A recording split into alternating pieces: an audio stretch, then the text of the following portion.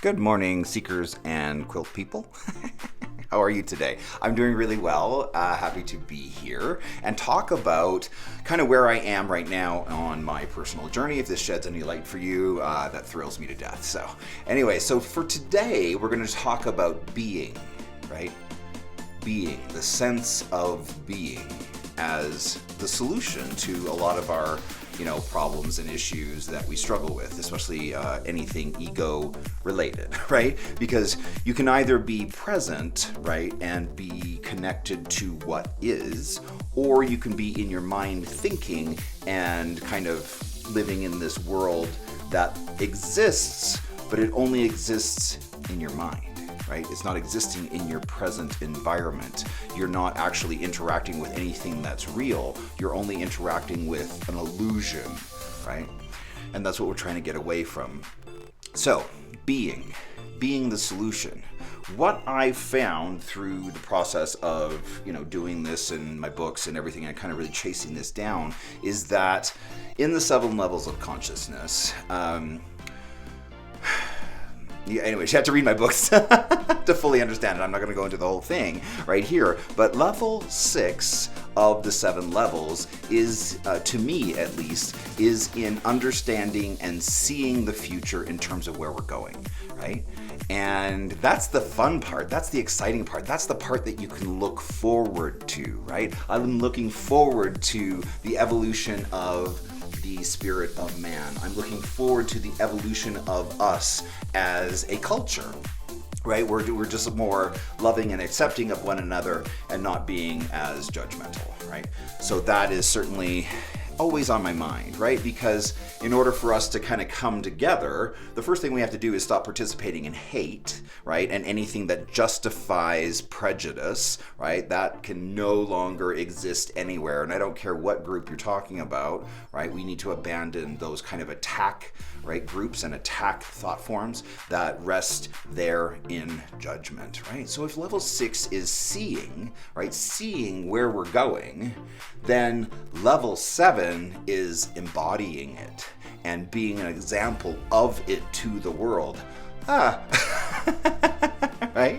Because what does that look like? Like, honestly, what does that look like in order to embody that level of hope and joy and love? Well, in order for me to embody that vibration and that's, quite frankly, solution that I've been looking for, like, what do I have to do? What do I have to drop?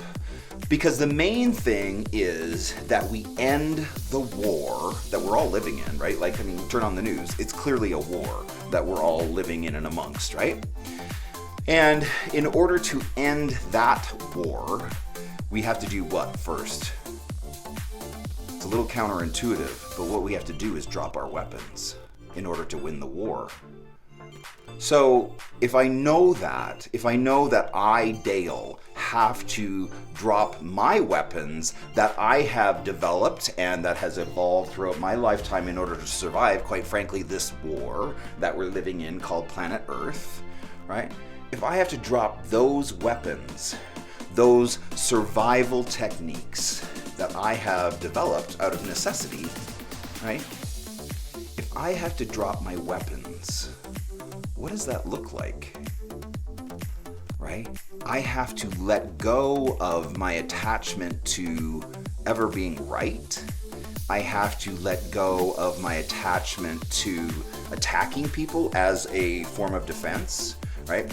Because that's a really big one for me, is I will attack you first before you ever have a chance to attack me, just to separate myself from you and put up a boundary, right? Like this emotional moat between me and you will be well established up front with me by me being aggressive, right? And so that you know that you need to, take a pause before coming at me with anything, right? I will very much be on the offense for that type of personal interaction, right? Which is problematic.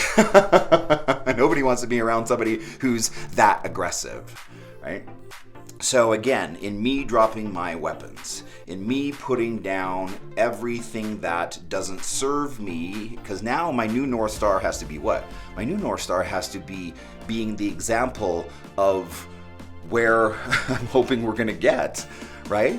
Because if I'm writing about all these books that are of, high-minded spirituality, yet I'm still walking around on the planet, attacking people and, not being very nice to some people, well, that doesn't work in concert, does it? Right? Because nobody's going to believe, or take the time to read my books if I myself am not living proof or an example of my work.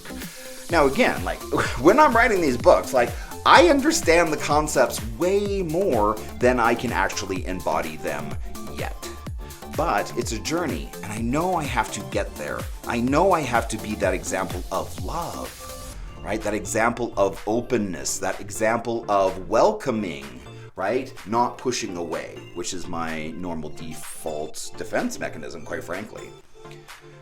So what does that look like? Am I willing to just have my heart be out there in front of people and stand in the present moment with no attachment to the past and look forward to a great conversation, look forward to, experiencing whatever this person has to offer my life and me and the interaction that might come out of that. It's so difficult, to vibe yourself in a new way, right? Because in order for me to embody all that, I have to vibe with nothing but non-judgment and love. He's so much easier said than done. But we do know the solutions of how to get there, right? The first one we talked about getting there through the experience of childhood wonder. But this other one that I found through the experience of A Course in Miracles is much more evolved, is much more succinct in its ability to get you there in 2 seconds, right? So if you're having a really bad day and you're able to detach from everything that lives, quite frankly, in your mind and everything that lives in the past, if you can detach from those two things and get fully present with your environment and only interact with what's in the present moment and in your current environment, drop all the rest, right? Just drop it. Just don't attach yourself to it as reality, right? And I mean, it's been such a huge evolution in my own personal experience to move out to the middle of the woods, right? Because we have the ability to walk out our door and go walking through one of the most beautiful national forests, around. And that's what we live in. That's our backyard. And it's so beautiful. And I didn't realize the importance of connecting to that, right? And abandoning the world created by man. And only live in the world created by Creator, right? Or the intelligence of the universe, or God, or whatever it is you want to call it, right? And only attaching our minds to that, to those trees, to that ground cover, to those flowers, right? To the vegetables that we're planting. When we attach ourselves to that and we see the abundance that lives there and how our property just continues to give and give and give, right? It's really hard to be in a bad mood, right? Spend more time in nature. It really does affect your personal vibe, right? Because you're able to put away the world of man and connect more easily to the wonder and awe of what's found there, right? So if level 6 again is seeing it, right? I can see it. I can see how we can as humans get there. I can see how we as humans will look at negative energy and aggressive energy and, just kind of crappy energy that we're bringing into conversations as unhealthy. And that we will no longer tolerate others bringing that type of energy into our world. And that's where the next boundary has to be, right? We've gone through so many boundaries of what's okay and what's not okay. And I firmly believe that this next boundary of not ever allowing negativity and crappy vibes into our life is a boundary. If you're going to be that person who's going to bring those things into my life, or if I'm going to try and be that person who's going to try and bring that stuff into your life, there can be a clear cutoff point where you're no, I don't entertain conversations that are rooted in that type of energy. I do not facilitate conversations that are rooted in the ego, right? But if you want to have, an uplifting conversation where everybody is arriving to the present moment without any attachment to the past, to live in the solution and not the problem and look forward to things getting better, oh, well, there's a whole bunch of ways right there that conversations and things can get better. Where it gets tricky in terms of let's just use the Christian example because it's what we've been working with from the onset. Right? How do we deal with that when we have people of faith communities, whether it be the Christian faith, the Mormon faith, or the Jewish faith, that all operate with language in their literature that says gay people shouldn't exist, that we're an abomination? What do we do with that? Because they're like, oh, this is so loving. I love this community. I love this, even though it's clearly bigoted against gay people. I love it. Is the best thing going, right? So what do we do with that when somebody themselves is saying that they're being loving, but from the outside, you're like, you're actually participating in institutionalized bigotry and hate. So we have to develop ways to hold those conversations to more fully, appraise the situation, whether it's based in love or not. Because everyone's going to think that what they're doing is right. It's the ego's job, right? To tell us that we are right? But it's not always the ego's job to tell us whether we're being loving or not. And so I think I need to just develop a more loving way to language my boundary against, you cannot participate in anything that's bigoted against my family. And not just have this really strong-arm defense of what's okay and what's not okay. Anyhow, that's kind of where we are right now. I had a really interesting conversation this last week with a guy who is some friend posted a meme that was all of my friends who I went to high school with and still attend church have, a profile picture that looks like this, right? And it was the typical, Christian or Mormon young family and whatever else, and they're all dressed in the same clothes and, that gig, right? Anyhow, this young guy responded to that from a place of clearly being triggered. And for those of you who have never lived through actual trauma, life-changing trauma, and y'all are throwing around, oh, I'm triggered, you don't understand what that means. That's a real, medical diagnosis. When someone is triggered from trauma from the past, right, they're not living in the current moment anymore.